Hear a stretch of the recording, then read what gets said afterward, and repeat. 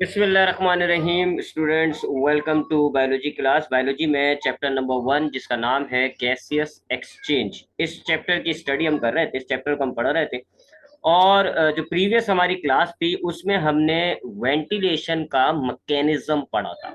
थोड़ा complicated topic होता है, लिहाजा उसको थोड़ा सा मैं रिपीट करना चाहूंगा। उसके बाद फिर हम आगे बढ़ेंगे और आज का टॉपिक होगा हमारा रेट ऑफ ब्रीथिंग का। ब्रीथिंग जिसका दूसरा नाम वेंटिलेशन भी है। ब्रीथिंग और वेंटिलेशन का मतलब होता है कि हवा को आप अंदर जिस्म के अंदर लाएं या जिस्म के अंदर की हवा को बाहर निकालें, इसको आप ब्रीथिंग कहते हैं। यानी इंसानों में हम जो एनवायरनमेंट से हवा होती है वो अपनी नाक के जरिए इनहेल करके लंग्स तक लेकर जाते हैं और फिर लंग्स में जो हवा होती है उसको हम नाक के जरिए वापस बाहर निकाल देते हैं। इसको आप कह रहे होते हैं ब्रीथिंग या वेंटिलेशन। उसके बाद ब्रीथिंग जो है वो दो स्टेजेस में होती है, एक कहलाती है इंस्पायरेशन, एक कहलाती है एक्सपायरेशन। इंस्पायरेशन को हम इनहेलेशन भी कहते हैं और इनहेलेशन में हवा जो है एनवायरनमेंट से हमारे लंग्स तक आती है।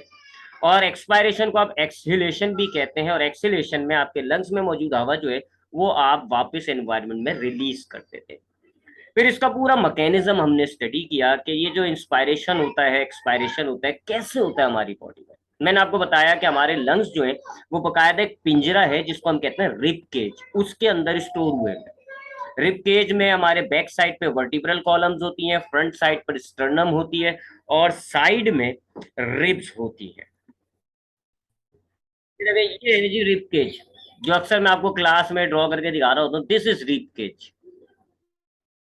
अब ये रिब केज है, देखो जी, इसके अंदर हमारे लंग्स और हमारा जो हार्ट होता है वो स्टोर हुआ हुआ होता है, वो इसमें हिफाजत हो रही होती है। ये जो बैक साइड पे आपको, जहाँ ये मेरा पॉइंटर चल रहा है, ये बैक साइड, ये पूरा कहलाता है वर्टिब्रल कॉलम। इस वर्टिब्रल कॉलम को आप देख रहे हो हिस्सों में डिवाइड हुई हुई है। इन हिस्सों को हम कहते हैं वर्टिब्रा। ये एक वर्टिब्रा, ये दूसरा, ये तीसरा, ये चौथा, ऐसे।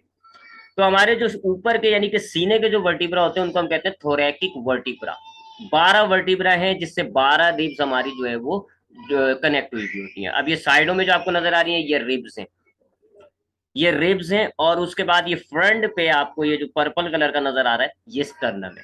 तो हम देख लें जी, जो हम अक्सर आपको कहते थे कि वर्टिब्रा, ये जो हमारी रिब्स होती हैं पीछे की तरफ ये वर्टिब्रा से जुड़ी हुई है, आगे की तरफ ये स्टर्नम से जुड़ी हुई है। लेकिन नीचे की दो हड्डियां, नीचे की दो रिब्स कनेक्ट नहीं होती। ये हमारे पास होता है वर्टिब्रा। और अगर हम इसमें डायफ्राम भी डालें, डायफ्राम भी मैं आपको दिखा देता हूँ। ये देखें, ये पिक्चर देखें आप। अब ये रिब्स हैं, इसके नीचे ये जो आपको नजर आ रहा है ना डूम शेप, देखें ये डूम शेप में आपको कहते हैं ना, डूम शेप का होता है। ये मस्कुलर पार्टीशन डायफ्राम कहलाता है। ये मस्कुलर पार्टीशन है, ये डायफ्राम है। नॉर्मली जब ये रिलैक्स हुआ हुआ होता है तो ये इस शेप का होता है और जब ये कॉन्ट्रैक्ट करता है तो सीधा हो जाता है। इंस्पायरेशन एक्सपायरेशन का भी देखते हैं, यहाँ पे डायग्राम होगी। इंस्पायरेशन एक्सपायरेशन, ये आ गया। ये देखें, इस डायग्राम को देखें। जब आप इंस्पायरेशन में होते हैं, जब आप इंस्पायरेशन करते हैं तो ये सबसे पहले डायफ्राम जो है, जो कि ऐसे डूम शेप का होता है, ये कॉन्ट्रैक्ट करके सीधा हो जाता है। इसी तरह ये जो इंटरकोस्टल मसल्स होती हैं ये कॉन्ट्रैक्ट करके बाहर चली जाती है, जिससे आपके चेस्ट कैविटी का जो वॉल्यूम है वो इंक्रीज हो जाता है और ये इंस्पायरेशन हो जाती है। ठीक है जी, ये देखो यहाँ पर भी ये नजर आ रहा है। इंस्पायरेशन के दौरान ये देखें, डूम शेप वाला जो डायफ्राम है ये कॉन्ट्रैक्ट करके सीधा हो गया, प्लेन हो गया। इसी तरह ये जो इंटरकोस्टल मसल्स होती हैं रिब्स में लगी हुई, ये भी कॉन्ट्रैक्ट करती हैं जिससे रिब्स बाहर की तरफ चली जाती है। तो डायफ्राम सीधा हो जाएगा और जो रिब्स हैं वो हमारी बाहर चली जाती है। उससे क्या होगा, हमारे चेस्ट कैविटी का, रिब केज के अंदर का वॉल्यूम बढ़ जाएगा, प्रेशर कम हो जाएगा। बाहर प्रेशर ज्यादा होगा, अंदर प्रेशर कम है, तो फिर एयर जो है वो हाई प्रेशर रीजन से लो प्रेशर रीजन की तरफ आएगी, यानी आपके जिस्म के अंदर लंग्स के पास आ जाएगी। ये इंस्पायरेशन हो जाएगा। और एक्सपायरेशन में क्या होता है कि जो डायफ्राम है जो कॉन्ट्रैक्ट हुआ हुआ था वो वापस रिलैक्स होगा, जिससे वो डूम शेप का हो जाएगा। जो इंटरकोस्टल मसल्स थी जो कॉन्ट्रैक्ट हुई हुई थी वो रिलैक्स होंगी और रिब्स अंदर की तरफ दबेंगी। अब आपके चेस्ट रीजन का जो वॉल्यूम है वो रिड्यूस हो जाएगा, कम हो जाएगा, प्रेशर बढ़ जाएगा।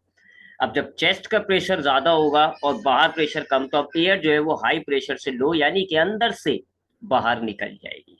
तो ये इंस्पायरेशन एक्सपायरेशन का मैकेनिज्म हमने प्रीवियस क्लास में पढ़ा था। अब आज हम बात करते हैं रेट ऑफ ब्रीथिंग की, यानी रेट ऑफ ब्रीथिंग का मतलब होता है कि हम सांस कितना लेते हैं। रेट मतलब होता है कि हम सांस, रेट ऑफ ब्रीथिंग का मतलब है हम सांस एक बार में कितना लेते हैं। अब ये जो होता है कि हम एक बार में कितनी बार सांस लेते हैं, यानी कितनी बार इंस्पायरेशन एक्सपायरेशन करते हैं, ये डिपेंड करता है एज, आपकी मेडिकल कंडीशंस, और आपकी जो आप जो करंट सिचुएशन में आप बैठे हैं। यानी अगर आप रेस्टिंग में होते हैं, अगर आप नॉर्मली रेस्ट कर रहे होते हैं, जब मैं लिख देता हूँ, पॉइंटर चेंज कर लेता हूँ पहले मैं। हाँ, तो अगर आप नॉर्मल रेस्ट कंडीशन में होते हैं, एट रेस्ट अगर आप होंगे, एट रेस्ट, तो उस वक्त अगर आप जैसे आप बैठे हुए हैं, लेटे हुए हैं, तो उस वक्त आपकी जो रेट ऑफ ब्रीथिंग होती है वो तकरीबन 16 से 20 बार एक मिनट के अंदर आप जो है वो सांस लेते हैं, टाइम्स पर मिनट। और अगर आप एक्सरसाइज वगैरह कर रहे हो तो फिर ये रेट ऑफ ब्रीथिंग जो है वो बढ़ जाता है। During exercise it will increase, during exercise it increases. अब जाहिर बात है, डिपेंड करता है आपकी एक्सरसाइज पे। अगर आपने लाइट एक्सरसाइज की है तो ये ज्यादा नहीं बढ़ेगा, और अगर आपने बहुत ज्यादा हैवी एक्सरसाइज की हुई है, काफी टाइम एक्सरसाइज करेंगे आप, तो फिर रेट ऑफ ब्रीथिंग बहुत ज्यादा बढ़ा होता है। यानी अगर आप नॉर्मल हालत में बैठे हुए हो, जैसे कि आप लेटे हुए हैं, रेस्ट कर रहे हैं, उस वक्त आपकी बॉडी 16 से 20 बार एक मिनट के अंदर 16 से 20 टाइम्स इंस्पायरेशन एक्सपायरेशन करेगी। और अगर आप एक्सरसाइज कर रहे होंगे तो फिर ये 16-20 बार नहीं होगा, फिर ये ज्यादा होगा, 20-25-30-35 इतना हो जाता है। आपने देखा होगा, अगर आप नॉर्मल बैठे हुए होते तो ठीक है, लेकिन अगर आप दौड़ कर आ रहे हो, कहीं भाग कर आ रहे हैं, कहीं आपने दौड़ लगाई है, रेसिंग की है, उसके बाद आप जल्दी जल्दी इंस्पायरेशन एक्सपायरेशन कर रहे होते हैं, क्योंकि आपका रेट ऑफ ब्रीथिंग इंक्रीज हो जाता है। अब सवाल ये पैदा होता है, याद रखिएगा, रेट ऑफ ब्रीथिंग जब हम बात कर रहे होते हैं तो इंस्पायरेशन एक्सपायरेशन दोनों की बात कर रहे हैं। हाँ, हो रही है। हाँ, अब सवाल ये पैदा होता है कि एक्सरसाइज के दौरान रेट ऑफ ब्रीथिंग क्यों इंक्रीज होता है और कैसे इंक्रीज होता है। इन दो पे बात करते हैं कि एक्सरसाइज के दौरान हमारे बॉडी में ऐसा क्या हुआ ड्यूरिंग एक्सरसाइज कि जी हमारे रेट ऑफ ब्रीथिंग इंक्रीज हो गई है। ठीक है जी, ड्यूरिंग एक्सरसाइज क्या होता है, देखिए। अच्छा, हमने 9th क्लास में पढ़ा है कि हमारे पास दो तरह की रिस्पायरेशन होती है। हमने 9th क्लास में स्टडी किया हुआ है कि हमारे पास दो तरह की रिस्पायरेशन होती है। एक कहलाती है एरोबिक रिस्पायरेशन और एक कहलाती है एनएरोबिक रिस्पायरेशन। एरोबिक रिस्पायरेशन में क्या होता है कि जो हमारे पास फूड होता है, ग्लूकोज वगैरह, वो ऑक्सीजन की मदद से ब्रेक होता है। ऑक्सीजन इस ग्लूकोज के मॉलिक्यूल को तोड़ती है और साथ हमें एनर्जी मिल जाती है। और एनर्जी के साथ साथ आपको कार्बन डाइऑक्साइड भी मिलती है और वाटर भी मिलता है। ये एरोबिक रिस्पायरेशन होता है। और एनाएरोबिक रिस्पायरेशन में आप फूड को बगैर ऑक्सीजन के तोड़ते हैं। यानी ये जो ग्लूकोज है आपका, मैं पूरा ही लिख देता हूँ, चले। ये जो ग्लूकोज होता है ये विदाउट ऑक्सीजन ब्रेक होगा, विदाउट ऑक्सीजन ब्रेक होगा। अब इंसानों के अंदर जब ये विदाउट ऑक्सीजन ब्रेक होता है तो लैक्टिक एसिड नाम का एक कंपाउंड बनता है, लैक्टिक एसिड नाम का एक कंपाउंड बनता है और एनर्जी रिलीज हो जाती है। तो ये दो तरह का रिस्पायरेशन होता है। पहला कहलाता है एरोबिक रिस्पायरेशन, जिसमें ग्लूकोज जो है या फूड जो होता है वो ऑक्सीजन की मदद से ब्रेक होता है और एनर्जी रिलीज हो जाती है। साथ साथ आपको दो एक्सक्रीटरी प्रोडक्ट मिलते हैं, कार्बन डाइऑक्साइड और वाटर। जबकि दूसरा होता है एनारोबिक रिस्पायरेशन, जिसके अंदर ग्लूकोज बगैर ऑक्सीजन के टूटता है। विदाउट ऑक्सीजन ग्लूकोज ब्रेक होगा। अब ये दो किस्म का होता है। ये जो ह्यूमंस वगैरह होते हैं, इनमें जब ये एनारोबिक रिस्पायरेशन होती है, ग्लूकोज ब्रेक होगा बगैर ऑक्सीजन के, तो लैक्टिक एसिड बनता है। जबकि बैक्टीरिया फंगस जो होते हैं, उनमें जब ग्लूकोज एनारोबिक रिस्पायरेशन के जरिए टूटता है तो फिर लैक्टिक एसिड नहीं बनता, फिर वो इथाइल अल्कोहल बनता है। इथेनॉल भी कहते हैं उसको, या सिंपल जबान में आप अल्कोहल भी कहते हैं। तो हम चूंकि अभी इंसानों की बात कर रहे हैं तो लिहाजा कौन सा एरोबिक एनारोबिक रिस्पायरेशन लिया हुआ है मैंने, लैक्टिक एसिड वाला। ये बात याद रखिएगा।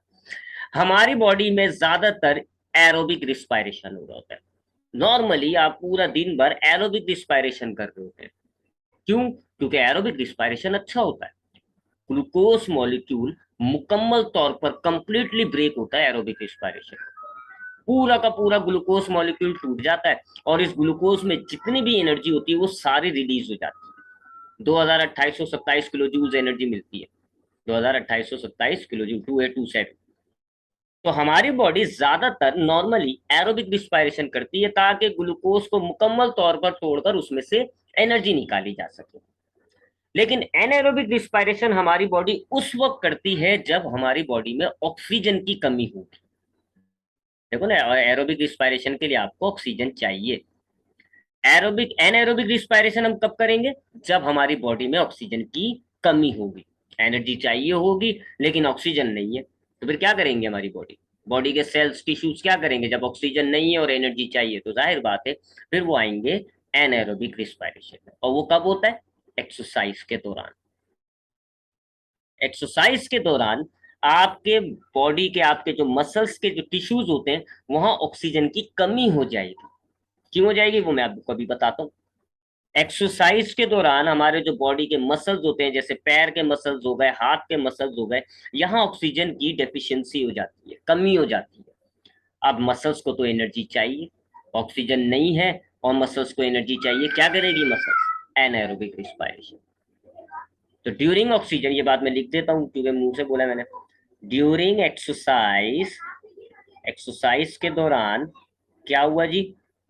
मसल्स जो हमारे हैं, मसल्स के जो टिश्यूज हैं, हैज डिफिशिएंसी ऑफ ऑक्सीजन, उनमें ऑक्सीजन की डेफिशिएंसी हो जाएगी। फिर वो क्या करेंगे? ऑक्सीजन है नहीं, एनर्जी उनको चाहिए, सो वो शिफ्ट कर जाएंगे किस पर? एनाएरोबिक रिस्पायरेशन में। तो मसल्स के सेल एनाएरोबिक रिस्पायरेशन शुरू कर देंगे। नहीं तो नॉर्मली अगर आप एक्सरसाइज नहीं कर रहे तो आपके मसल्स के सेल हों, बॉडी के बाकी तमाम सेल्स हों, वो एरोबिक रिस्पायरेशन करते हैं। मैं लिख देता हूँ यहाँ पे, नॉर्मली आपके मसल्स के सेल, नॉर्मली तमाम सेल्स आपके एरोबिक रिस्पायरेशन करते हैं क्योंकि ऑक्सीजन मिल रही होती है, एनर्जी चाहिए, निकाल रहे हैं। लेकिन एक्सरसाइज के दौरान आपके मसल्स के सेल्स में ऑक्सीजन की डेफिशिएंसी हो जाएगी और अब आपके जो मसल्स के सेल्स हैं वो एरोबिक रिस्पायरेशन करना शुरू कर देते हैं। अब मसल्स में ऑक्सीजन की डिफिशिएंसी क्यों जाती है? क्योंकि जब आप एक्सरसाइज करते हो तो आप अपने मसल्स से बहुत ज्यादा काम ले रहे होते हैं।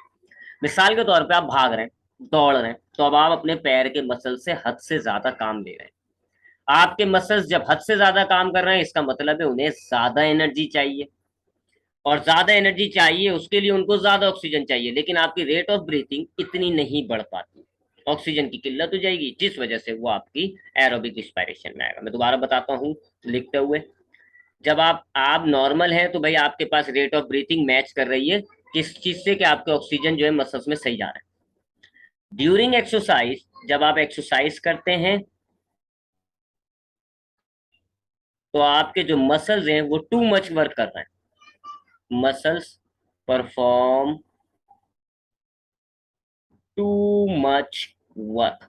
एक्सरसाइज के दौरान आपके जो मसल्स हैं वो बहुत ज्यादा काम कर रहे हैं। अब बहुत ज्यादा काम करने के लिए they need lot of energy. ज्यादा काम कर रहे हैं इसका मतलब क्या है? ज्यादा एनर्जी की जरूरत होगी, लिहाजा मसल्स के सेल्स को ज्यादा एनर्जी की जरूरत है। अब अगर वो एरोबिक रिस्पायरेशन से करेंगे तो उनको ऑक्सीजन जो है वो इंक्रीज करनी होगी, अपने पास ऑक्सीजन बढ़ानी होगी। लेकिन अब आप देखो, आपके मसल ज्यादा काम कर रहे हैं, उसके लिए उनको ज्यादा एनर्जी चाहिए। सबसे पहले वो अपनी ऑक्सीजन बढ़ाने की कोशिश करते हैं। कैसे ऑक्सीजन बढ़ाने की, इंक्रीज करने की कोशिश करेंगे? रेट ऑफ ब्रीथिंग बढ़ा देंगे। आपकी बॉडी क्या करेगी? रेट ऑफ ब्रीथिंग आपका इंक्रीज कर देगी। रेट ऑफ ब्रीथिंग आपका इंक्रीज हो जाएगा और आप जोर जोर से सांस लेने लग जाओगे ड्यूरिंग दी एक्सरसाइज। होता है ना ऐसा, जब आप भागने लगते हैं, भागते टाइम आपका सांस फूल रहा होता है। क्यों? क्योंकि आप जब भाग रहे हो आप अपने मसल से ज्यादा काम ले रहे हो, आपके मसल्स को ज्यादा एनर्जी चाहिए, आपकी बॉडी ने रेट ऑफ ब्रीथिंग बढ़ा दी ताकि ज्यादा आपकी बॉडी के अंदर ऑक्सीजन आए और मसल्स को ज्यादा ऑक्सीजन मिलना शुरू हो जाए। लेकिन एक टाइम फिर भी आप एक्सरसाइज अगर करते रहे, फिर भी आप करते रहे, तो अब आपके मसल्स में ऑक्सीजन की डेफिशिएंसी शुरू हो जाएगी। मसल्स के अंदर क्या हो जाएगी? Deficiency of oxygen. मसल्स के अंदर आपके, जब आप और ज्यादा एक्सरसाइज करोगे तो अब आपके मसल्स को इतनी एनर्जी चाहिए कि जितनी उसको ऑक्सीजन मिल रही है वो कम है, ऑक्सीजन की डेफिशिएंसी होना शुरू हो जाएगी। अब क्या करेगी आपकी बॉडी? अब आपकी बॉडी क्या करेगी, आपके जो मसल सेल्स हैं, मसल्स जो हैं वो, अब जाहिर बात है उनको एनर्जी चाहिए, तो वो शिफ्ट कर जाएंगे एनारोबिक रिस्पायरेशन। एनारोबिक रिस्पायरेशन शुरू हो जाएगी। ये है जी इसका रीजन। तो दोबारा सुनिएगा, आपकी रेट ऑफ ब्रीथिंग नॉर्मली कितना है, 1620 बार 1 मिनट के अंदर। लेकिन जब आप एक्सरसाइज करते हैं तो ये बढ़ जाती है। कैसे, ये मैंने आपको बताया, यहाँ पर बढ़ जाती है। जब आप एक्सरसाइज करते हो तो आप अपने मसल से ज्यादा काम ले रहे हो। ज्यादा काम ले रहे हो इसका मतलब है उनको ज्यादा एनर्जी चाहिए। ज्यादा एनर्जी के लिए अब आपकी बॉडी क्या करती है, रेट ऑफ ब्रीथिंग बढ़ा देती है, ताकि ज्यादा ऑक्सीजन आए और आपके मसल्स को ज्यादा से ज्यादा ऑक्सीजन दी जा सके, और आपके मसल्स जो है इन ऑक्सीजन की मदद से एनर्जी हासिल कर लें। लेकिन फर्दर एक्सरसाइज करने के नतीजे में अब आपके मसल्स के अंदर ऑक्सीजन की कमी होना शुरू हो जाएगी। मसल्स को एनर्जी चाहिए लेकिन ऑक्सीजन है नहीं, तो अब मसल्स क्या करेंगे, मसल्स आपके एनएरोबिक रिस्पायरेशन शुरू कर देंगे, और उस एनारोबिक रिस्पायरेशन की मदद से अब उनके अंदर जो ऑक्सीजन की डेफिशिएंसी हुई थी वो मसला हल हो गया है, और अब वो एनर्जी निकालना शुरू कर, ग्लूकोज को बगैर ऑक्सीजन के तोड़ना शुरू कर देंगे, एनर्जी मिलना शुरू हो जाएगी। लेकिन इसका एक कॉन्सिक्वेंस होगा, इसका एक नतीजा आपको भुगतना पड़ता है। जब आपके मसल्स एनारोबिक रिस्पायरेशन करेंगे तो अब मसला तो हल हो गया ना, ऑक्सीजन की कमी हो गई, लिहाजा एनारोबिक रिस्पायरेशन किया, अब आपको ऑक्सीजन की जरूरत ही नहीं है, एनर्जी भी मिल रही है। लेकिन एक प्रॉब्लम होना शुरू हो जाती है कि एनारोबिक रिस्पायरेशन की मदद से बनता है लैक्टिक एसिड, बताया मैंने आपको अभी ऊपर। और अब ये लैक्टिक एसिड जो एनारोबिक रिस्पायरेशन की मदद से बन रहा है, ये आपके मसल्स के सेल्स में एक्यूमुलेट होना शुरू हो जाएगा, जमा होना शुरू हो जाएगा। आपके मसल्स जितना एनारोबिक रिस्पायरेशन करेंगे, लैक्टिक एसिड उतना बनकर आपके मसल्स में स्टोर होना शुरू हो जाता है। और इस मसल्स की लैक्टिक एसिड की एक्यूमुलेशन से आपके मसल्स में क्रैम्स होना शुरू हो जाते हैं, अकड़, आपके मसल्स जो है क्रैम हो जाते हैं, आपके मसल्स में पेन होना शुरू हो जाएगा, वगैरह वगैरह। आपने देखा होगा कि जब आप एक्सरसाइज करते हो या आप कोई दौड़ लगा के आते हो तो आपको अपने मसल्स में दर्द महसूस होता है, और आप अपने उन मसल्स को हाथ लगाएंगे तो आपको मसल्स अकड़े हुए नजर आते हैं, सख्त नजर आते हैं। ये क्यों हुआ है, क्योंकि आपके मसल्स ने जो एनाएरोबिक रिस्पायरेशन की थी उसके नतीजे में जो लैक्टिक एसिड बना वो जमा हो गया आपके मसल्स में, और उस लैक्टिक एसिड, ये नुकसानदेह कंपाउंड है लैक्टिक एसिड, ये नुकसानदेह है क्योंकि ये क्रैम्प पैदा कर रहा है, ये पेन पैदा कर रहा है। अब ये लैक्टिक एसिड जो आपके मसल्स में जमा हुआ है, ये अब आपके मसल्स में सख्ती और दर्द करना शुरू कर देगा। अब बॉडी का इसके भी इलाज है, आपकी बॉडी के पास इसका भी इलाज है। अब आप सपोज करें, अब आपने एक्सरसाइज बंद कर दी है, आपने एक्सरसाइज बंद कर दी, अब आपके मसल्स को एनर्जी नहीं चाहिए, अब आपके मसल्स जो है वो अपनी नॉर्मल रिस्पायरेशन शुरू कर देंगे, एरोबिक रिस्पायरेशन शुरू कर देंगे। अब ये जो लैक्टिक एसिड है ये फिर ब्लड के जरिए जाता है ग्लूकोज को, ये रुक गया जरा 1 मिनट पे। हाँ, आपका ये जो लैक्टिक एसिड जमा हुआ एक्सरसाइज के बाद, ये लैक्टिक एसिड जो है ये आपके लीवर तक जाता है, ये आपके लीवर तक जाएगा लैक्टिक एसिड, और लीवर जो है वो कन्वर्ट कर देगा लैक्टिक एसिड को, convert lactic acid into glucose again, या तो इनको ग्लूकोज में कन्वर्ट कर देगा या फिर इसको कार्बन डाइऑक्साइड में ब्रेक कर देगा, या तो इसको ब्रेक कर देगा। दो काम कर सकता है जी आपका लीवर। अब आपके मसल्स में जो लैक्टिक एसिड जमा हुआ, देन ये लैक्टिक एसिड ब्लड के जरिए आपके लीवर तक जाता है। अब लीवर आपके इस लैक्टिक एसिड को या तो ग्लूकोज में कन्वर्ट कर देगा या इसको तोड़ देगा, और इस दोनों काम करने के लिए आपके लीवर को चाहिए होती है ऑक्सीजन। ये दोनों काम जो लीवर करेगा, इसके लिए आपके लीवर को एक्स्ट्रा ऑक्सीजन चाहिए। एक ऑक्सीजन तो आपको रिस्पायरेशन के लिए चाहिए ना, सेल्स के लिए नहीं, इसके लिए एक्स्ट्रा ऑक्सीजन चाहिए। इस एक्स्ट्रा ऑक्सीजन को हम कहते हैं ऑक्सीजन टैबेट, इस ऑक्सीजन को आप कहते हो ऑक्सीजन टैबेट। और इस एक्स्ट्रा ऑक्सीजन के लिए आपका एक्सरसाइज के बाद भी रेट ऑफ ब्रीथिंग इंक्रीज रहता है। रेट ऑफ ब्रीथिंग जो है एक्सरसाइज के बाद भी आपका रेट ऑफ ब्रीथिंग इंक्रीज रहेगा कुछ टाइम तक। आपने देखा होगा कि जब आप एक्सरसाइज करके आते हो उसके बाद जब आप बैठ जाओगे तब भी आपका सांस खुला हुआ होता है, तब भी आप एक्स्ट्रा ऑक्सीजन ले रहे हो रेट ऑफ ब्रीथिंग बढ़ा के। क्यों, क्योंकि उस वक्त आपके लीवर को भी एक्स्ट्रा ऑक्सीजन चाहिए फॉर दिस फंक्शन। तो ये सब कुछ रीजंस हो गए। दोबारा रिपीट करता हूँ ये, क्योंकि थोड़ा सा मैंने आपको पहले कहा था कॉम्प्लिकेट टॉपिक होता है। रेट ऑफ ब्रीथिंग क्या है जी, कि आप 1 मिनट के अंदर कितनी बार इंस्पायरेशन एक्सपायरेशन करते हैं, इसको आप कहते हैं रेट ऑफ ब्रीथिंग।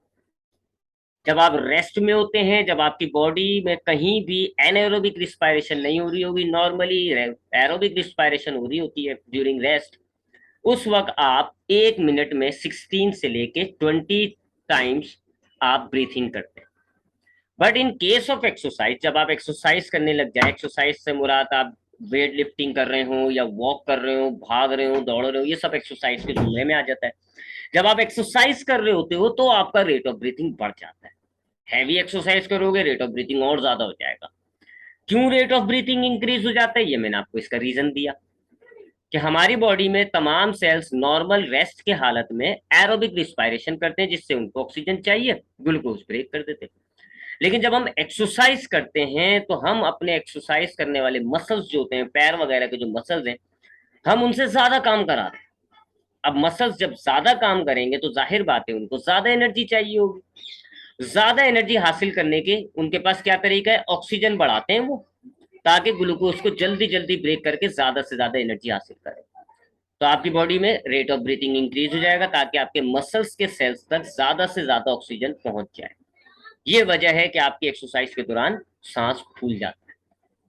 फिर क्या होता है, फिर आपका रेट ऑफ ब्रीथिंग बढ़ भी गया, ऑक्सीजन आपकी बॉडी में ज्यादा आ रही है, मसल्स तक ज्यादा जा रही है, फिर भी आपके मसल्स के अंदर ऑक्सीजन की कमी होती है। आपके मसल्स को जितनी एनर्जी चाहिए ऑक्सीजन से वो नहीं निकाल पा रहा, लिहाजा आपके मसल्स अब ऑप्शन बी, प्लान बी पे आते हैं। आपके मसल्स एनएरोबिक रिस्पायरेशन शुरू कर देते हैं, जिससे वो फूड को ब्रेक करेंगे और ऑक्सीजन की उनको जरूरत नहीं होगी, एनर्जी मिलना शुरू करेगी। ये उनका प्लान बी होता है। प्लान ए क्या है, रेट ऑफ ब्रीथिंग बढ़ाओ, ऑक्सीजन ज्यादा लाओ। और प्लान बी क्या है, एनएरोबिक रिस्पायरेशन शुरू करो ताकि ऑक्सीजन की जरूरत ही ना पड़े। तो फिर आपके जो मसल्स है वो एनएरोबिक रिस्पायरेशन शुरू कर देते हैं, जिससे आपके मसल्स के अंदर एनर्जी प्रोड्यूस होना शुरू हो जाती है। आपके मसल्स को एनर्जी तो मिल रही है, लेकिन एनारोबिक रिस्पायरेशन के नतीजे में जो लैक्टिक एसिड बनता है वो आपके मसल्स में जमा होना शुरू हो जाता है, जिससे आपके मसल्स में क्रैम्प और पेन आता है। फिर आप जब एक्सरसाइज बंद कर देते हैं तो ये लैक्टिक एसिड जो मसल्स में जमा हुआ है, ये ब्लड के जरिए आपके लीवर तक जाता है, और लीवर या तो इस लैक्टिक एसिड को वापस कन्वर्ट कर देगा ग्लूकोज में, या फिर इस लैक्टिक एसिड को ब्रेक कर देगा। इस लैक्टिक एसिड की कन्वर्जन के लिए लीवर को ऑक्सीजन चाहिए, लिहाजा एक्सरसाइज के बाद भी आपका रेट ऑफ ब्रीथिंग इंक्रीज रहेगा। क्यों इंक्रीज रहेगा, ताकि आपकी बॉडी में तमाम सेल्स को एरोबिक रिस्पायरेशन के लिए जो ऑक्सीजन चाहिए वो भी आ जाए, और जो लीवर को कन्वर्ट करने के लिए एक्स्ट्रा ऑक्सीजन चाहिए वो ऑक्सीजन भी आ जाए। तो ये जो लीवर को लैक्टिक एसिड ठिकाने लगाने के लिए जो ऑक्सीजन चाहिए होती है, जिस एक्स्ट्रा ऑक्सीजन को आप कह रहे होते हो रेट ऑफ ब्रीथिंग। ठीक है जी, चलें, यहां तक तो बात क्लियर होगी। कोई सवाल है तो पूछ लिएगा।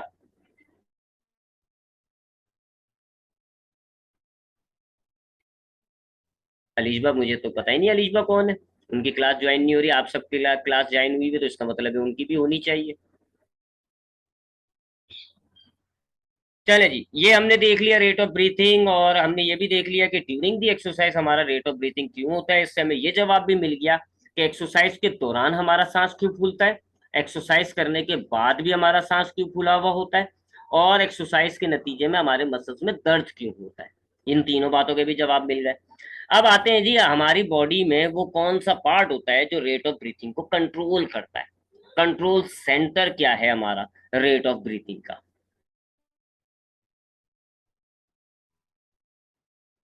कंट्रोल सेंटर और रेट ऑफ ब्रीथिंग।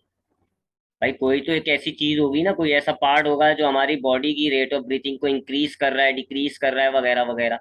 तो वो कौन सा पार्ट है। देखिए, हम जानते हैं कि हमारी बॉडी में जो कंट्रोल सेंटर है वो है हमारा दिमाग, हमारा ब्रेन।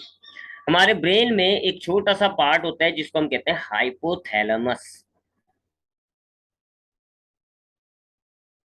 हाइपोथैलेमस ये हमारे ब्रेन का, हमारे दिमाग का एक बहुत छोटा सा पार्ट है। एक चैप्टर आएगा, चैप्टर नंबर शायद 3 है, उसमें हम ब्रेन को स्टडी करेंगे, तो तब हम इसको देखेंगे कि हाइपोथैलेमस की लोकेशन कहाँ है हमारे ब्रेन में। तो हमारा जो दिमाग होता है, जैसे कि अगर हम यहाँ ड्रॉ करें, ये हमारा ब्रेन है सपोज करें, ये हमारा ब्रेन है। तो यहाँ सेंटर में अंदर की तरफ एक छोटा सा पार्ट होता है, इसको हम कह रहे होते हैं हाइपोथैलेमस। ये वो पार्ट है जो आपकी बॉडी में रेट ऑफ ब्रीथिंग को इंक्रीज या डिक्रीज करता है, ये रेट ऑफ ब्रीथिंग को कंट्रोल करता है। यानी जब आप एक्सरसाइज शुरू करते हो तो हाइपोथैलेमस ने रेट ऑफ ब्रीथिंग बढ़ाई, फिर जब आपने एक्सरसाइज खत्म करी तब भी आपका रेट ऑफ ब्रीथिंग इंक्रीज हुआ है ड्यू टू हाइपोथैलेमस। और फिर जब आपके पास लैक्टिक एसिड लीवर को ठिकाने लगा देता है, तब आपका जो रेट ऑफ ब्रीथिंग है वो नॉर्मल हो जाएगा, कम हो जाएगा। तो वो कौन करेगा? वो हाइपोथैलेमस करता है। अब हाइपोथैलेमस कैसे रेट ऑफ ब्रीथिंग कंट्रोल कर रहा होता है? By carbon dioxide concentration in blood. Carbon dioxide खून में कार्बन डाइऑक्साइड की मिकदार से हाइपोथैलेमस काम करता है। यानी कि अगर आपके पास कार्बन डाइऑक्साइड, मैं लिख देता हूं, अगर आपके आपके पास ब्लड में कार्बन डाइऑक्साइड की जो मिकदार है, जो कंसेंट्रेशन है, वो इंक्रीज हो जाती है, बढ़ जाती है, तो आपका हाइपोथैलेमस इस चीज को सेंस कर लेता है और आपकी रेट ऑफ ब्रीथिंग को इंक्रीज कर देता है। रेट ऑफ ब्रीथिंग क्या करेगा? हाइपोथैलेमस इंक्रीज कर देगा, कार्बन डाइऑक्साइड की मिकदार से इंक्रीज कर देगा। ठीक है, ताकि ये जो आपके पास, क्योंकि कार्बन डाइऑक्साइड एक नुकसानदेह गैस है, हाइपोथैलेमस ने गैस कर लिया, सेंस कर लिया कि जी नुकसानदेह गैस ज्यादा है हमारे ब्लड में, लिहाजा वो रेट ऑफ ब्रीथिंग बढ़ा देगा, क्योंकि रेट ऑफ ब्रीथिंग बढ़ाने से इस कार्बन डाइऑक्साइड से आप जान छुड़ा लोगे। और अगर वो हाइपोथैलेमस देखता है कि हमारे पास कार्बन डाइऑक्साइड की कंसेंट्रेशन जो है वो डिक्रीज हो गई है, खून के अंदर कार्बन डाइऑक्साइड की मिकदार कम है, तो फिर हाइपोथैलेमस क्या करेगा? रेट ऑफ ब्रीथिंग को डिक्रीज कर देगा। ऐसे हाइपोथैलेमस आपकी रेट ऑफ ब्रीथिंग को चेक कर रहा है, कार्बन डाइऑक्साइड खून में कितना है उस एतबार से।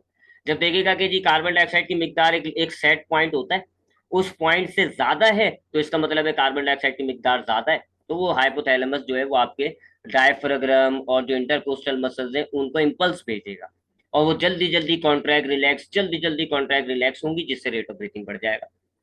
और मिसाल, अब मैं इसको तेरा एक डायग्रामेटिकली समझा दूं। जैसे मिसाल के तौर पे आपके पास ये एक सेट पॉइंट है जी कार्बन डाइऑक्साइड का ब्लड के अंदर। अब आपका जो, अब ये सेट पॉइंट है, सपोज कर लें ये सेट पॉइंट है। अब आपके ब्लड में कार्बन डाइऑक्साइड की कंसंट्रेशन कम है इस सेट पॉइंट के नीचे नीचे, ठीक है। जहां ये इंक्रीज होगी, अब यहाँ रेट आपका जो है हाइपोथैलेमस है वो एक्टिव हो जाएगा, क्योंकि सेट पॉइंट से ज्यादा हो गया ना, हाइपोथैलेमस एक्टिव हो गया। वो क्या करेगा? इम्पल्स भेज देगा, करंट भेजेगा, इम्पल्स। कहाँ?